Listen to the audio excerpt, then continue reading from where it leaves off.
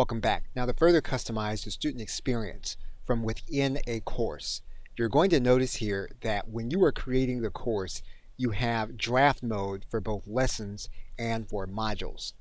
So for example, what we could do is we can click on this draft mode.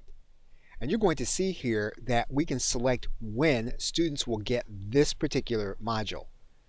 We can turn this from draft to published. And the default is going to be that this module will then be available instantly. You're going to see there's a control here.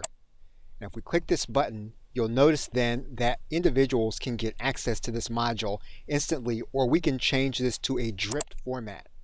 You'll see the same set of controls that we had globally for the course assigned to specific modules. So for example, we can assign this module to a specific time period. We can assign it to a specific day of the month. We can assign this module to a specific date. We can assign this specific module after a trial or rebill. Now, assuming that you had multiple lessons within a specific module. So assuming that we cloned one here and cloned a second one here.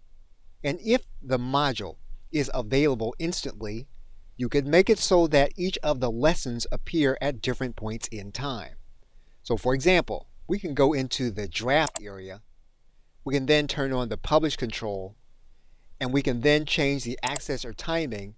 We can have this lesson dripped at a specific period of time. We can have it dripped one day after purchase, and then click OK and click Save. We can then go to the second lesson. We can publish it.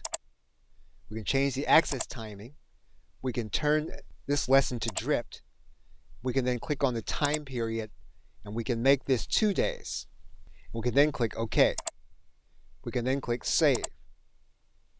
We can then go to the third module. We can turn it to published. We can then change the access timing. We can click on dripped. We can then choose time period. We can then make it so that this becomes the third day after purchase. We can then click Saved.